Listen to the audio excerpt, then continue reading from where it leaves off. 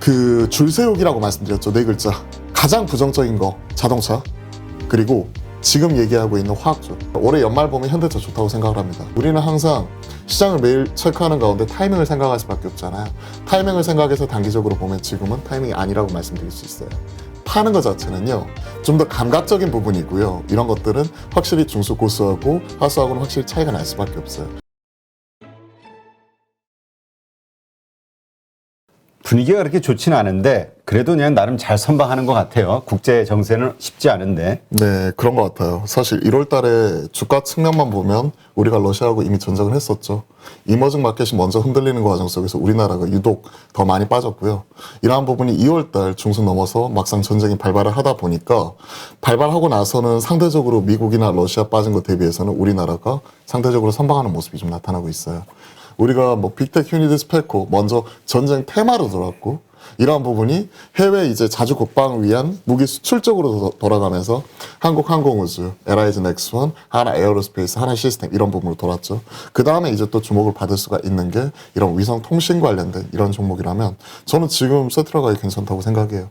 그냥 손 빠르고 발 빠르신 분들, 손 빠르게 매수했다가 발 빠르게 도망 나오실 수 있는 이런 감을 가지신 분들이라면 저는 이런 종목들도 매매할 수 있다고 생각합니다. 네. 근데 손은 빠른데 발이 느려가지고 다. 그게 항상 고민이죠. 사는 거는 잘 사는데 많은 분들이 고민하는 맞아요. 게 이게 매도 시점을 잘 몰라가지고. 확실하게 말씀드릴게요. 여러분들 사는 거는요, 고수든 중수든 하수든요 거의 비슷해요. 왜? 기술이에요. 어느 정도 사면 이렇게 산다는 이런 일부 공식이 있어요. 뭐 패턴상으로 2중 저점이면 사고, 3중 저점이면 뭐 집 팔아서 사고, 그 다음에 목선을 돌파하면 확인하고 또 사고, 그 다음에 뭐 이런 뭐 바닥에서 거래량이 터지면 사고, 그 다음에 뭐 저가 매수니까 사고, 살 수 있는 요인은 어마어마하게 많잖아요. 근데 파는 거는요, 기술적인 부분이 아니라 이거는 감각적인 부분이에요. 그러니까 파는 건 예술이라고 말을 하잖아요. 그러다 보니까 많은 투자자분들이 사는 거 되게 잘 사요. 그러다 보니까 포트폴리오에 10종목, 20종목, 30종목, 어쩌다 보니까 뭐 50종목 이래서 백화점을 딱 차려놨는데, 문제는 팔지를 못하고 제때 팔 타이밍 놓쳐버리니까 원치 않는 장기 투자하면서 많은 분들이 고민하시고 고생하시는 게 그동안의 여러분들의 패턴이에요. 확실하게 말씀드릴게요. 중수, 초보, 중수, 고수 다 똑같아요. 사는 것 자체는 다 비슷해요. 정도 차이만 있다 뿐이지. 방향성만 맞으면 다 먹을 수 있어요. 근데 파는 것 자체는요, 이거는 진짜 뭐랄까, 기술의 영역이라기보다는 좀 더 감각적인 부분이고요. 이런 것들은 확실히 중수 고수하고 하수하고는 확실히 차이가 날 수밖에 없어요. 본인만의 기준을 세우는 게 중요한 것 같아요. 그러니까 네. 정답은 없어요, 파는 거. 네. 다시 알려드릴게요. 세트랙 아이. 아니, 차트 띄워보죠, 뭐. 아니, 최근에 방산주 이런 쪽으로 돌아서고 이거 하고 있는데 전 좋아 보여요, 지금. 트레이딩 측면이에요. 길게 보면요, 지금 보면 장기 우하향 추세 자체는 이어지고 있어요. 이게 주봉이에요, 참고로. 참고로 주봉이고, 이런 부분을 보면 그냥 눈높이는 낮춰서 이런 부분은 반등을 먹겠다 하는 관점에서 접근. 오케이. 그러면 최근에 이제 주봉을 보았고, 옆에 보면 여기 일봉이 있잖아요. 일봉을 보시면요, 기존의 저점 이런 부분 같은 경우에서 최근에 보시면요, 추가적으로 낮추지 않은 가운데 추가적으로 좀 상승하려는 모습 자체가 나타나고 있죠. 그렇기 때문에 저는 개인적으로 이런 부분을 좀 보면서, 아니, 장기 역별 나와 있고 우하향, 추세적으로 우하향하는 이러한 종목들이 최소한 장기 이평선, 그리고 기존의 고점 라인 때 이 부분이죠. 이 부분 돌파하는 모습이 좀 나타나게 되면 좀 사볼 수 있다고 생각을 하는데 딱 그러한 모습이잖아요. 그리고 최근의 분위기가 방산주 이런 부분에서도 순환매가 돌아가고 있죠. 그런 것들을 생각을 해보면 줄세기 측면에서 손 빠르고 발 빠르신 분들이 영역이라고 표현을 해드렸던 게, 이게 중장기 이평선, 즉 주봉상으로 보면 우하향하기 때문에 여기서 막 영혼을 실어서 막 계속 사서 모아가기는 저는 모르겠어요. 저는 중립입니다. 앞서 이제 뭐 이러한 종목을 텐베거 종목으로 모아갈 수 있다고도 말씀하신 분도 있는데, 저는 이러한 부분에서는 추세 추정 매매하는 사람이기 때문에 중립이지만, 단기적으로 보면 이런 부분 저점 잡아주고 기존 고점 돌파하고 지금 장기 이평선 돌파하려는 모습 나오고 있기 때문에 그냥 트레이딩 측면에서 오케이 살 수 있다고 생각을 합니다. 네. 자, 지금 어차피 현대차 이야기가 좀 나왔으니까, 네. 현대차 지금 좀 물타기해도 되냐? 왜냐면 지금 악재, 그동안 그렇지 않아도 계속 흘러내리다가 이번에 또 돌발 악재가 나왔잖아요, 러시아. 맞아요. 그로 인해서 빠졌을 때 이때가 어떻게 보면 최악의 상황에서 사야 되는 네. 물타기 해야 되는 시점이 아니냐 고민하는 분이 이제 글을 올려주셨어요. 이런 것들이 또 본인의 기준을 정하는 게 중요하다고 말씀드렸죠. 사는 것들은 여러분들 다 사실 수 있어요. 그런데 보통 이제 기관과 개인의 차이가 또 이게 장점, 단점 이런 것들도 확인하지만 개인의 장점이자 단점이 이런 부분이에요. 그러니까 기관 같은 경우에는 그 시스템 룰이 있어가지고 어느 정도 손절이라든지 이런 부분 나오면 기계적으로 손절을 해야 되고 이러는데 개인들은 손절할 필요 없이 끝까지 가져갈 수 있다. 그리고 기관들 같은 경우에는 한 종목의 비중이 10%를 넘으면 안 된다. 파생 상품 비중 10% 넘으면 안 된다. 그런 룰이 있는데 개인들은 그런 게 없어요. 그러다 보니까 어느 한 종목에 꽂혀버리면 이런 부분 계속 살 수 있다는 거죠. 근데 기관들도 보면요. 왜 기관들도 어떤 이익의 추정치가 상향이라든지 어떤 시그널이 나왔을 때 접근을 하냐면 확인하고 사는 습관이에요. 근데 개인들도 그런 게 필요한데 개인들은 그냥 무조건 떨어지면 기존에 10만 원이었는데 지금 8만 원이면 엄청나게 싸다는 거예요. 밸류 이런 거 필요 없어요. 그냥 절대적인 가격 지표가 떨어지면 무조건 사는 건데 그런 기준을 좀 잡아가셨으면 좋겠어요. 그리고 제가 한 종목 비중 20% 너무 안 좋다라고 말씀드리는 것도 기관은 10%지만 개인은 그냥 거기에서 더블업해서 20% 말씀드리는 거지 사실은 10% 15%도 큰 거예요. 20%씩 5종목이면 이미 포트가 꽉 차버리잖아요. 현금 감안하면 실제 살 수 있는 거 없어요. 현대차 얼마까지 사시게요? 저는 장기적으로 보면요. 올해 연말 보면 현대차 좋다고 생각을 합니다. 개인적인 전제부터 먼저 깔고 말씀드릴게요. 근데 우리는 항상 시장을 매일 체크하는 가운데 타이밍을 생각할 수밖에 없잖아요. 타이밍을 생각해서 단기적으로 보면 지금은 타이밍이 아니라고 말씀드릴 수 있어요. 왜? 우하향하면서 계속해서 저점 낮춰가고 떨어지는 칼날이라고 계속 얘기를 하는데 이런 부분을 나는 발바닥에 사버리겠다. 이게 완전히 단기적인 최하 저점이다. 물론 오늘이 저점일 수도 있겠죠. 근데 말씀드렸죠. 시스템이 있고 없고 그리고 철학 그리고 이해 판단할 수 있는 기준이 있고 없고 차이는 확인하고 사는 것과 그냥 감으로 사는 거예요. 그러니까 사는 거는 기술적인 부분이 상당 부분 많이 차지하는 부분이에요. 그런 것들은 기관한테 좀 배워가는 필요가 있는 거고 파는 것들은 여러분들이 수익 나면 팔면 돼요. 잘 팔면 되는 거고 욕심을 내려놓으면 되는 거고 여튼 차트를 보면서 좀 체크를 해드리면 보세요. 이게 저점일까요? 그냥 질문 드려볼게요. 그냥 추세적으로 그냥 꾸준히 우하향하고 있습니다. 이게 주봉이고요. 중장기적으로 전 주봉부터 먼저 보고요. 그리고 1번 봅니다. 계속해서 우하향하면서 저점을 낮춰나가고 있습니다. 물론 오늘이 저점일 수도 있습니다. 발바닥일 수도 있어요. 그러면 여러분들이 이거는 실력일까요? 감일까요? 오히려 감적인 측면, 운적인 측면이 많이 작용하는 부분이죠. 꾸준히 말씀드렸죠. 최소한 그러면 전 고점 찍었었던 부분이라든지 이런 역배열 나와 있는 종목들 같은 경우에는 장기 입형이라든지 이런 부분 확인하고 사는 습관이 좀 더 중요하지 않을까요? 발바닥에 사는 게 아니라 무릎에 사는 습관. 그렇게 따지면 제 개인적인 견해에서는 저 같으면 못 사겠습니다, 지금.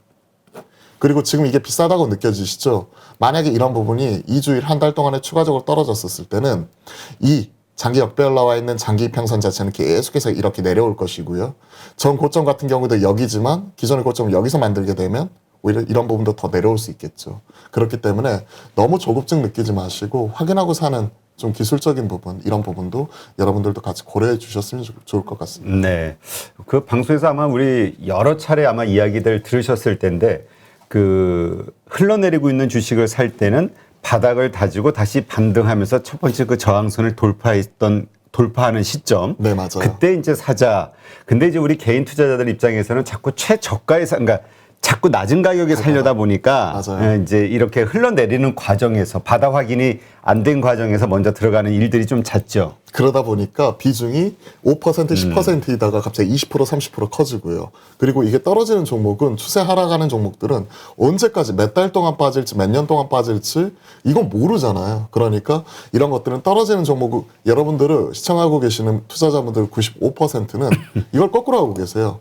떨어지는 종목은 돌파를 확인하고 좀 더 비싸게 사는 건데 그게 아니라 떨어지고 있었을 때 오히려 싸게 살라고 해서 계속해서 지지선만 찾아요. 근데 떨어지는 종목이 지지선이 어디 있어요? 지하실 1층, 2층 천장만 있을 뿐이지 바닥이라고 생각했었던 쪽이. 그러니까 오히려 그런 것들을 95%가 거꾸로 하고 있는 것만 바꾸더라도 저희는 상위 5% 안에 들어갈 수가 있어요. 즉 떨어지는 종목은 지지를 보는 게 아니라 뭐를 본다? 돌파를 봐야 되는 거고 상승하는 종목, 추세적으로 올라가는 종목은 오히려 기존의 고점에 많이 올랐으니까 팔아먹어야지 이게 아니라 추세적으로 상승하는 종목은 계속 지지만 확인하면서 계속 그런 부분 같은 경우를 좀 눌림으로써 길게 끌고 가는 거죠. 네, 알겠습니다. 자, 현대오토웨버 말고 OCI. 왜냐면 지금 그 러시아 이 상황 벌어지면서 그 막 튀었어요. 신재생 에너지 관련주들이 이제 많이 뛰고 있잖아요. 풍력, 뭐 태양광 관련해서. 네. 근데 이제 이때가 매도 시점이냐. 근데 내가 아직 그 뭐라 그럴까? 산 가격이 아직 안 됐어. 그러나 어쨌든 조금 손실액이 줄어드는 이 상황에서라도 매도를 해야 될 것이냐. 아니면 더 상승할 룸이 좀 남아있을 것이냐. 여기서 지금 다시 한번 ESG 친환경 바람이 불어가지고 여기서 뭐 기존의 고점 높일지 안 높일지는 모르겠어요. 근데 지금 현 시점의 객관적인 지표를 보면 제가 지난주에는 이 부분 말씀드리면서 뭐라고 말씀드렸냐면 OCI 태양광 폴리실리콘 관련 기업인데 부광약품 뭐 자기는 인수가 아니라고 하지만 최대 주주로 올라서면서 우리가 바이오 관련된 신약 관련된 비즈니스를 하겠습니다 하면서 변신하는 부분이기 때문에 지난주에 이와 관련돼서 올라왔었을 때 자체는 오히려 추가적으로 튀어가면 줄이는 게 나을 것 같다. 오히려 저는 못 사겠습니다 라고 말씀드렸는데 지금 그러한 흐름 자체를 지난주에는 신약, 이제는 관련해서 친환경 에너지 쪽으로 받아가면서 올라가는 부분이기 때문에 본질적인 실적의 개선보다는 오히려 이런 부분에 따른 기대감, 테마성 흐름으로 보고 있는 게 첫 번째. 그러면 어느 정도 올라왔었을 때 팔아야 되는 것 자체가 논리적으로는 좀 더 맞는 것 같아요. 근데 이제 차후 주도가 친환경으로 갈지 어디로 갈지 이런 부분을 알 수는 없기 때문에 가지고 계신 분들 입장에서는 그대로 홀딩이고 이러한 부분 같은 경우에 보시면요. 돌파하는 모습 자체가 나타났었죠. 보시면 기존의 고점 소위 이중 저점 목선 이런 부분 돌파한 모습 이렇게 나타났었잖아요. 그죠? 이중 저점 목선 돌파했고 장기평선 돌파했고 그러면 살 수는 있는 거죠. 이런 부분에. 트레이딩 측면에서는 오케이. 아까 이런 모습이기 때문에 손 빠르고 발 빠르신 분들이 영역 말씀드렸고 가지고 계신 분도 홀딩 그리고 트레이딩 측면에서 이런 부분 눌림 이런 것들을 확인하면서 그냥 계속 매매 자체는 가능하겠다. 근데 이게 일봉이지만 주봉 그리고 월봉 이런 부분을 보면 기존의 고점을 완전히 높일 수 있을까에 대한 의구심은 있어요. 이게 월봉이거든요. 크게 보면. 그리고 지금이 친환경 에너지 태양광 이쪽이 좋느냐? 아니라는 거죠. 중국의 쿼터 이런 부분 자체 신장 외고리 지역 좀 풀어나가는 모습 자체 풀리는 모습이 나타나면서 그에 따른 공급 과잉 얘기 나오면서 하나솔루션은 오히려 급락을 해버렸죠. OCI와 우리가 항상 비교해야 될 게 하나솔루션인데 만약에 친환경 에너지가 다 튀면 이쪽도 어마어마하게 다 튀었어야 돼요. 이쪽도. 물론 같이 올라오는 모습이지만 아직까지 보시면 아시겠지만 추세적으로 우하향하는 모습은 계속 나타나고 있기 때문에 OCI도 그러한 측면에서 같이 바라보고 있는 겁니다. 여기에 얘는 신약까지 같이 붙었죠. 그러한 부분이라면 개인적인 결론은 지금 가지고 계신 분들 홀딩, 신규 매수하실 수 있는 분들 같은 경우에는 손 빠르고 발 빠르신 분들이라는 영역에 한정 지어서 보면 이런 부분에 있어서 눌림 매입 자체는 오케이. 그리고 어느 정도 적당선 올라오면 팔아가겠다. 이런 거는 파는 것 자체는 예술적인 부분이에요. 그렇기 때문에 본인만의 기준을 정하면 돼요. 심플하게. 그래서 최근에 이렇게 많이 떨어졌으니까 장대 이렇게 떨어졌었던 부분에 한 절반 정도 되돌림 나오면 팔 거야. 아니야 60% 나오면 기존의 고점 라인 때 이 정도 넘어서는 부분에서 팔 거야 하는 부분이라면 약 12만 원대 중반 13만 원 그러면 러프하게 한 13만 원 목표가 잡고 접근할 거야. 뭐 이런 부분은 본인만의 기준을 가지고 세워나가면 좋겠죠. 무릎에 사서 어깨에서 팔아라. 그 어깨에서 파는 게 이게 결국 꼭지 확인하고 내려오는. 근데 이제 이 어깨까지 내려왔을 때 이제 팔면 되는데 많은 개인 투자자들 입장에서 다시 꼭지를 보거든. 여기가 다시, 원금이에요. 여기가 원금이에요. 아, 다시 여기까지가 가면은 내가 팔아야지. 맞아요. 이러다가 이제 결국은 쫙 밀려 내려가면서. 그렇죠. 여기에서 이제 전문적인 분들은 여기에서 팔고요. 다시 그럼 또 머리 가면 어떻게 하느냐? 다시 또 사요. 돌파하는 거 확인하고 또 사요. 그리고 또 올라가서 또 떨어지면 또 팔아요. 그러면서 이제 그걸 자체를 트레이딩하면서 흐름을 따라가고 이게 주도 섹터로 올라오면 비중을 실어가지고 의미 있게 가져가는 것이지 여러분들처럼 만약에 아예 초보 투자자분들은 사놓고 기도하면서 무조건 올라가세요. 올라가면 다행이지만 못 올라갔을 때 절대 팔지 못하고 이런 흐름 자체 놓쳐버리는 실수 자체를 좀 최소화시키려고 노력하는 게 전문적인 투자자분들과 그렇지 못한 분들과의 차이인 것 같아요. 네. 잘 파는 거. 그러니까 팔고 끝이 아니라요. 팔고 관정해서 지워버리는 게 아니라 내가 처음 사가지고 올라갔다는 얘기는 내 초기의 투자 판단이 맞았다는 얘기예요. 올라갈 것 같아서 산 거 아니야. 그리고 나서 올라가면 더 사주고 팔고 나서도 내가 처음에 판단이 맞았으니까 나하고 궁합이 잘 맞네. 그 종목은 오히려 나중에 또 살 거 생각을 해요. 여러분들처럼 아예 지워버리는 게 아니라. 네. 그러니까 이제 이거는 트레이딩 전략이니까 각자가 내가 그러니까 단기 매매를 하는 성향인지 아니면 정말 중장기 주식 투자를 하는 것인지에 따라서 이건 좀 달라지는 거니까. 맞아요. 네, 그래서 그거를 먼저 자기 성향을 좀 완전히 파악하시는 게 좀 필요할 것 같아요. 그래서 제가 처음 여기 방송 나와서 처음 말씀드렸던 게 내가 인베스터인지 트레이더인지 본인의 성향을 잘 파악을 하는 게 중요하고 둘 다 시장에서 돈을 벌 수 있는데 이랬다 저랬다 하는 원치 않은 가치 투자 나는 트레이딩 하려고 접근했는데 물려서 원치 않은 장기 투자한다든지 아니면 장기 투자하려고 접근했는데 시장 흔들리니까 마음이 흔들려가지고 트레이드로 변모한다든지 이렇게 왔다 갔다 하시는 분들 자체는 돈을 못 번다라고 말씀드렸어요. 네. 자, 그다음에 롯데케미칼 한번 볼까요? 지금 이쪽도 줄 세우기예요. 한마디로 롯캠도 지금 안 좋아요. 개인적인 견해. 뭐 지금 27만 원 매수가가 그렇다고 하는데 어떤 분이 27만 또 원이야? 댓글 다신 거 보니까 물타기에서 한 22만 원 줄여놨다 뭐 이런 얘기도 있고. 롯캠은요 일단 위가 막혀 있어요. 일단 1번은요 그 줄세우기라고 말씀드렸죠. 네 글자 줄세우기. 거기서 이제 긍정적인 업황이 나타나는 게 1번 조선, 2번 정유, 에너지 가격 올라가니까 정유, 조선주, LNG, 에너지 자립, 그리고 3번이 비저금속 이런 쪽이고요. 가장 부정적인 거 아까 말했던 자동차 그리고 지금 얘기하고 있는 화학주 이건 부종이라고 봐요. 왜? 최근에 러시아 이쪽 막혀버리면서 납사 가격이 납타라는 것 자체가 우리가 뭐 NCC 납타 크래커 센터 이렇게 해가지고 원유를 정제하는 과정에서 이런 부분 자체가 이제 납사 나오고 그 다음에 이제 뭐 가솔린 뭐 등유 경유 중유 뭐 등등등 이렇게 나오게 되는 거잖아요. 이 납사를 가지고요 가져와 가지고 폴리에틸렌이랑 폴리프로필렌 만들고 에틸렌 프로필렌이 우리 플라스틱 만들 때 가장 기본이 되는 기초 소재예요. 근데 납사 가격이 50% 올라갔네요. 그러면 원가가 50%가 넘게 올라갔는데 이걸 판가를 전환시킬 수 있느냐? 판가 자체를 전환을 못 시켜버려요. 왜? 이게 그동안에 뭐 코로나 특수다 뭐다 해가지고 작년에 화학주 되게 좋았죠. 근데 올해부터는 중국이 티팝부터 해가지고 열심히 가동을 하면서 지금 증설에 대한 얘기하고 있어요. 그러면 공급이 많이 늘어나 버려요. 그러면 판가 자체는 떨어질 압력이 놓여 있는데 원가는 이렇게 올라와 버려요. 그러면 그 안에서 이 스프레드 자체가 스퀴즈가 돼버리는 거죠. 그러다 보니까 딱 그러한 상황에 처해 있는 게 화학주 같아요. 그러면 가장 대표적인 납사 관련된 화학주는 뭘까요? 그냥 심플하게 보세요. 롯데케미칼 대한유화예요. 그러면 앞서 듣자마자 그냥 이쪽은 그냥 이쪽은 좀 약간은 보수적으로 보겠습니다 하는 게 이런 부분이에요. PER이 얼마고 이런 거 지금 자체가 PER 3배, 4배짜리 많아요. 화학주. 근데도 못 가는 이유가 피크아웃 얘기를 하고 있기 때문에. 반대로 조선주 적자 얘기하고 있는데 바텀아웃 얘기하면서 올라오고 있죠. 그것과 반대예요. 자 보세요. 롯데케미칼 같은 경우에 그냥 박스권으로 그냥 이렇게 치고받고 하는 부분이라고 봐요. 계속 고점과 저점을 낮춰나가는 모습이고 이게 일봉이라서 지금 뭐 이게 바닥 아니야 이렇게 생각할 수 있겠지만 이게 주봉이에요. 주봉으로 보면 모르겠습니다. 그동안의 가격 조정 이런 부분이 쭉 하락하는 가운데 가격 조정 확대해 볼까?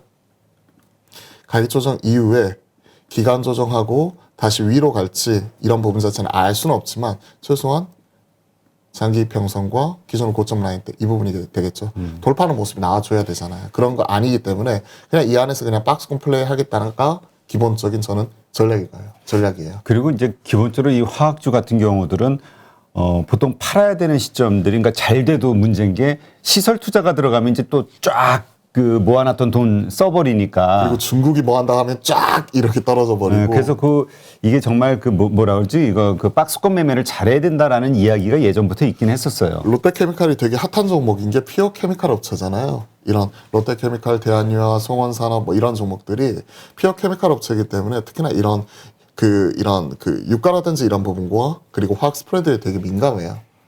되게 민감한 상황이고 최근에 정유주하고 화학주는 완전히 극과극이에요. 정유주는 복합 정제 마진 같은 경우 싱가포르 복합 정제 마진도 10불 넘어서는 상황에서 계속해서 최근에 좋은 모습이 나타나고 있고 그 다음에 그대로 유가 올라가 버리면 가지고 있는 그 재고자산 평가익 자체가 발생을 하면서 또 올라가 버리는 모습이기 때문에 최근에 SK이노베이션, SOHS 이런 부분은 상대적으로 좋아요. 그리고 또 하나 러시아 쪽 있잖아요. 러시아가 지금 MSCI 이머징 마켓 지수에서 편출된다고 하죠. 그럼 우리나라 패시브 자금이 약 8천억 정도 유입이 된다고 하는데 러시아 쪽에서 MSCI에서 차지하는 비중이 대략 50% 이상이 에너지 쪽이에요. 가즈프롬이나 이런 쪽이 되겠죠.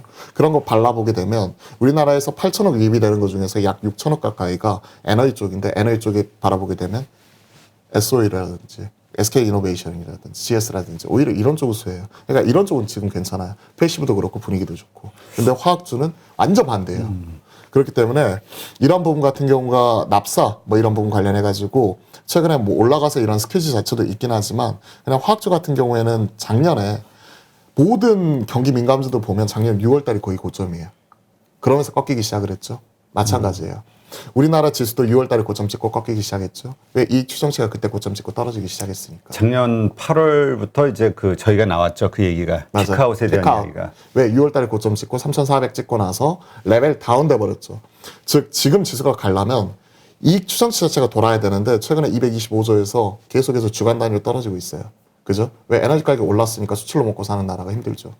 그렇기 때문에 이런 부분이 힘들기 때문에 계속 떨어지고 있기 때문에 업사이드가 계속 낮아지는 건 추세 하향하는 부분 자체가 낮아지고 있는데 밸류 단위 300 정도까지 왔으니까 저점을 잡아서 어느 정도 트레이딩만 하면서 저점 잡아주고 그 다음에 돌리는 거는 이익 추정치가 돌아서야 되는데 그러한 모습과 가장 연관되어 있는 게 이런 롯데케미칼을 비롯한 이런 순수 재료, 소재 뭐 이런 부분과 경기 민감주 이런 부분 전반이에요. 그렇기 때문에 이런 부분에 있어서는 보수적으로 보고 그냥 박스권 플레이 하세요.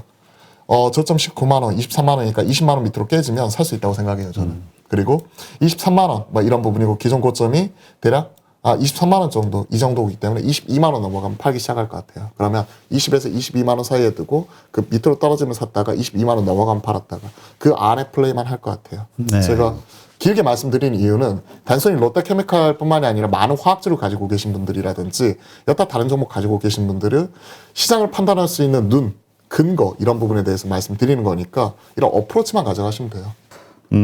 지금 어쨌든 지금 그 리오프닝에 대한 이야기가 좀 가속화되고 가고 있는데 지금 확진자 벌써 뭐 엄청나잖아요. 이번 지금 주도. 오늘 보니까 21만 9천. 21만? 이달 중순에 고점 찍는다는 얘기 하죠. 근데 사실 이게 그 예전하고 다른 게, 와, 어떡하지? 이게 아니라, 이제 뭔가 정점을 향해 가고 있구나. 이런 느낌. 지금 확진자가 늘어도 사람들이 반응이 없어요. 기존에는 아니 10,000명 막 이랬었을 때 있잖아요. 그때는 뭐 1,000명만 늘어도 와 두려워가지고 이랬는데 지금은 갑자기 이게 17만을 찍다가 갑자기 13만 대까지 낮아졌다가요. 갑자기 오늘 급등을 해가지고 21만을 딱 찍으니까 사람들이 그래? 그래서 뭐 무던해졌다는 거죠. 악재가 악재로서 작용을 안 하는 거예요. 그러니까 안 좋은 뉴스가 나옴에도 계속해서 나옴에도 불구하고 시장 목소리에 귀 기울여 봤더니 악재에 빠지지 않고 오히려 올라가더라. 그럼 사는 거예요. 그래서 이 관련해서 이제 리오프닝 주들이 뭐 계속 흐름이 좋았잖아요. 좋았다가 최근에 이제 안 좋았죠. 최근에 이제 다시 또 조정을 받고 있는데 그 이유가 뭐냐면 미국이 그래요. 미국도 보면요. 로키드 마틴 같은 뭐 이런 종목들은 신고가 나면서 지금 방산주 올라가죠. 경기 방어주 올라가죠. 이러는데요. 리오프닝 관련주 여행이나 항공, 레저, 카지노 이런 친구들 있잖아요. 지금 갑자기 꺾여요. 왜? 전쟁 났어요, 여러분. 여행, 항공 당장 리오프닝 돼서 당장 여행 가려고 하는데 갑자기 유럽으로 지금 여행 가시겠습니까? 안 되잖아요. 왜냐하면 우리나라는 지금 최근에 유럽 분위기를 보면요. 유럽 같은 경우에 여행 수요가 우리나라를 제외하고 아시아를 제외하고는 한 80% 정도 회복을 했대요. 그리고 아시아가 이제 붙어버리면 어느 정도 추가적으로 더 회복을 하겠죠. 근데 갑자기 이런 부분이 유럽이 딱 막혀버렸어요. 물론 우리는 동남아부터 먼저 가긴 하겠지만 지리적으로 가까운 이런 부분 같은 경우 같이 지금 다 영향을 미치고 있는 거기 때문에 지금 흔들리니까 오히려 저는 흔들릴 때 살 수 있다고 생각을 해요. 자, 그런 차원에서 아시아나 항공 한번 좀 봐주죠. 아시아나 24,000원에 매수하셨다는데 이쪽은 약간 별개예요. 아시아나항공이나 대한항공은 오히려 대한항공은 저는 괜찮은데 이쪽은 M&A 관련 이슈잖아요. 자, 추가적으로 이 친구가 자 인수를 했어요. 대한항공이 아시아나항공 인수를 했습니다. 그다음 뭐 할까요? 뭘 해야 되죠? 대한항공이 아시아나항공 인수를 했어요. 이제 그럼 이제 노선 통폐합을 해야지. 그쵸. 이게 조건이잖아요. 향후 10년간 중복 노선 통폐합하고 그다음에 뭐 슬롯 같은 거 반납할 거 반납하면서 이런 부분을 통폐합을 하겠죠. 그럼 통폐합할 때 뭐 하나요? 사람들 내보내고 그다음에 구조조정하고 그럼 뭐가 들어가죠? 돈 들어가겠죠. 아시아나항공이 돈이 있나요? 없죠. 그러면 뭐가 들어가야 되죠? 대한항공이 자금적인 지원할 수 있지만 유증할 수 있잖아요. 주주배정 유증.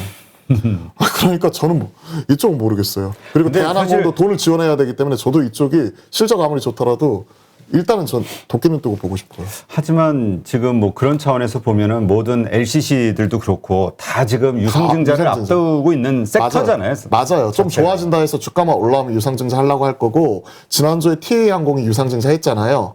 그러면서 박살이 났잖아요, 주가. 그러니까 리오프닝 주에서도 한 가지 제가 말씀드렸던 것 자체가 리오프닝 중에서도 항상 제가 말씀드렸던 게 숫자가 나오는 쪽이 있고 안 나오는 쪽이 있습니다. 안 나오는 쪽 이런 부분 같은 경우에는 뭐 여행이나 카지노나 일부 면세점이나 이런 친구들 주가 올라가면 뭐 할까요? 갑자기 유중 때리지 않을까 하는 두려움이 있습니다. 그렇기 때문에 차라리 숫자가 나오는 리오프닝 보면요. 의류하고요. 음식료하고요. 일부 소비주가 있습니다. 차라리 이런 쪽이 좋지 않을까요? 이런 부분을 구분해서 말씀드려봤던 거죠. 그렇기 때문에 다 같이 빠졌어요. 그리고 말씀드렸죠. 주가 측면에서는 숫자 안 나오는 쪽이 더 강해요. 왜?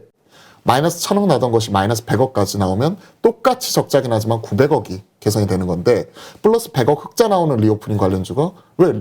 우리가 코로나 때도 먹을 거 먹었잖아요. 그렇게 100억 나오던 것이 200억 높아지는 것보다 마이너스 1,000억이 900억 줄인 마이너스 100억 가는 게 훨씬 더 크다는 거죠. 이쪽이 먼저 돌았지만 하나의 약점 자체는 아까 말했던 그거죠. 유상증자. 이 부분이 있기 때문에 이쪽은 그냥 트레이딩으로서 그냥 살 수 있다고 생각을 해요. 그렇지만 눈높이 낮춰서 진로타 기준을 뭐 5%, 10%였다 뭐 5% 이런 기준을 잡으면서 이쪽 매매할 수 있을 것 같고 좀 더 저는 리오프닝에서 비중을 높여나가고 싶은 쪽은 숫자 나오면서 올라오는 쪽 이런 쪽에서 최근에 FNF가 오늘 발표했잖아요. 뭐 5대1 해가지고 F난다고 하면서 유동성 높이겠다고 하는데 뭐 이런 부분 같은 경우 보면서 의류라든지 음식료라든지 뭐 이런 부분 같은 게 보는 거죠. 자 보세요. 우리가 소주 가격 인상했을 때 그 다음 살이 어디냐고 말씀드렸을 때 항상 저는 이제 맥주 가격 올리지 않을까요? 3월 달에 이제 주세 올라갈 것이고 최근에 이런 부분 관련해 가지고 그 병뚜껑부터 해서 가격 다 튀었는데 근데 오늘 지금 보면 오비 맥주가 뭐였죠? 가격 올렸잖아요. 오비 맥주 카스가 올렸어요. 1등 업체가 올렸어요. 그럼 2등 업체 테라 하이트 뭐 할까요? 올리겠죠. 그런 거 감안하면 차라리 하이트 진로를 본다든지 뭐 그런 데서 투자 아이디어 찾는 거죠. 알겠습니다.